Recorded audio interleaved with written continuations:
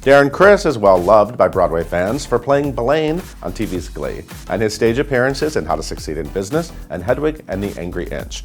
He's also known for creating the awesome music event Elsie Fest, which will return to New York City in October. He recently stopped by to give us a scoop. Darren, how's it going, man? It's going good, dude. So happy you're on the Elsie Fest press tour. That's exactly what you said it like that, and it was like, I don't think that's really what it is because I'm always talking about Elsie, but yes, considering that we just have announced this week, it definitely is. Elsie Fest, it's Elsie here thing. again. Now I'm assuming these lights are only purple and goldish. It's for you, man. Strictly for me. Oh yeah, we were just waiting to see what the new logo was. Oh, thank And God. we light it based on the logo. Oh, I'm so touched. I feel so at home. This is great. I love that you created this. You know, this was a thing you had in your brain, Yeah, man. and you've done it, and now you're entering year 3, and I know you really live with it. This is something that really is sort of... It's sort of an all-year round adventure. Yeah. Because it takes a lot of planning and a lot of finagling, especially because I do a lot of other things that if I didn't, I feel like it'd be a lot easier. But yeah, it's a 3-year-old now, so it's walking and talking and running around the house a little more than it was. So we're still growing, but we're finally at Central Park. Yeah. Which is really, you're back really in Manhattan exciting. this year. Back in Manhattan. At the summer stage, which is beautiful. Yeah, it's in October, and there's a couple things that I'm really excited about specifically to this year, which is it's in the fall in Central Park, which everybody knows is just like the best, most beautiful time to be there. So for temperature-wise? Temperature-wise, it's not too hot. It's just the backdrop is just so pretty. Yep. And it's right in the heart of an iconic city, an iconic place like Central Park, but also it is on Columbus Day weekend. So most people don't have work on Monday. So the day after. So you it's can on go Sunday night. extra hard on Sunday. Go extra hard at Elsie Fest. Exactly. Not just Broadway people. Everybody gets Monday off, which is great. Yeah. Okay. Nice. I didn't even realize that. Thank you for planning that. Ooh, that's a very important detail. Very, very well thought out. So every year, I know you've had amazing headliners for the last 2 years. And this year, you have, again, announced some amazing people. So let's start with playing the role of Elsie. Playing with the role of Elsie this year is Lea split. Michele. Lea Michele. Yes. Yeah. Yes, how exciting. She's going to be joining us. Lea Michele's now been away from Broadway for 9 years. Really? Has it been that long? Yeah, can you please talk to her about this? I always ask her about it. I mean, if it hits 10 years. She likes the TV schedule for sure. I think that's something she's really grown fond of. But it's not to say, and I'll quote her exactly. I mean, she wants to come back. Very much. I think it's just finding the right time and the right everything. But that's crazy, 9 years? 9 years. Well, you're getting her in front of Broadway fans. So, yes, so it's been a long time coming. Obviously, you work together on GLEE. Yeah, I mean, there's a list that is, people always come up to me like, have you ever thought about so-and-so? And yeah, I've thought about You've thought about everything. I mean, it's hundreds and hundreds and hundreds of people. It's not just actors, it's writers and composers and personalities and YouTube people and internet people and obviously and movie stars. And rock stars. It goes because there's so many people that have ties that you forget. Like, oh yeah, they did do that thing, or they do have that connection to musical theater, or they did that song from that movie. It wasn't on Broadway, but it's sort of connected to musical theater. Right. So there's so many people, and it's just a matter of getting availability and making sure that everything works out. So Lea's been on the master list for a long time.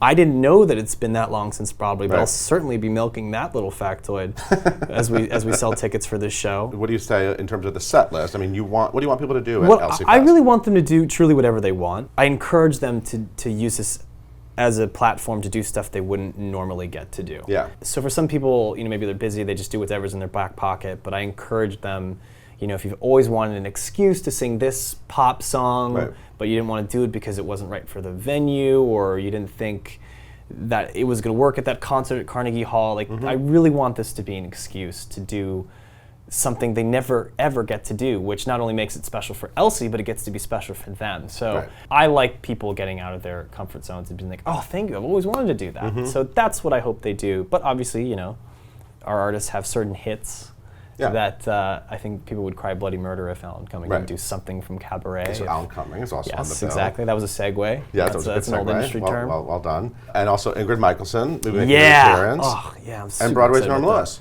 Yeah. Those are the announced players so far. And Darren Criss. And me, but we'll see what happens with me. And do you come up with dream duets? Will you be singing with some of these people? Yeah, I have ideas, but again, ultimately it's up to them. I think Lea and I will definitely be doing some things, but I hope Ingrid, does duets with people, and I really, I've said it like 3 different ways, and every time I say it, I'm like trying to stop myself and say it differently. But again, it's an excuse to do fun things that there's no other venue that these people could do it for, or no other venue for fans to see it in. Right. So that's the weirder and more unique, the better. But ultimately, it's up to performers. I was a little obsessed with the Andrew Cunanan murder spree and the Gianni Versace murder at the time. I remember in like '97, right? I think it was 20 years ago. Yeah. Literally almost a month I mean, ago. I remember like flyers hanging up in gay bars saying, "Don't go home with this guy." I mean, it was crazy, and I'm like sort of following the whole thing.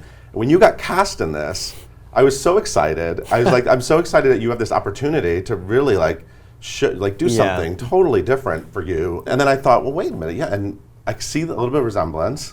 There is that. There is sort of an uncanny resemblance. I mean, we're both... So you're playing Andrew Cunanan. Yes. The serial killer. Yeah. This is the most exhilarating and exciting thing I've ever gotten to do in my entire career, my very short career. I've waited my whole life for this moment. This to me is like, oh wow, this is like my big break. So what's going on your Instagram account? You didn't have enough followers? Why are you posting naked photos? I was like, what's going on, Darren Criss? You know what happened? There were photos of us doing this scene, again, in a public space, because we're shooting everything you were like in Miami. Speedo. Yeah, and it's a really goofy scene of me in this ridiculous Speedo. And I was like, thank God this is so clearly me at work, in character, in costume. Because if this was like Darren on vacation, it'd be like incriminating. So I saw those pictures, and I was like, oh, I'm going to take this one back. Because at the end of that day, I was so sunburned that I took this really funny picture. Yes. And the thing about posting photos like that is I think I made it count with the caption I wrote, which nobody pays attention to because it was funny. Because it gets upstaged by the photo. But I thought it My was face funny. was red. Okay, good. Yeah, it's a funny caption. If you're curious what I said on the go ask the internet, and she'll tell you what I said and what I did. But yeah, that was fun. I deliberated. I asked my girlfriend. I asked all my friends, like, what should I do? How should I crop? Like she like cropped it and everything for me. Right, and right. I went to Ryan, should I post this? And he's like, yes, do it. He likes people talking about stuff. So in the spirit of fun and taking something back, and I was like, why not?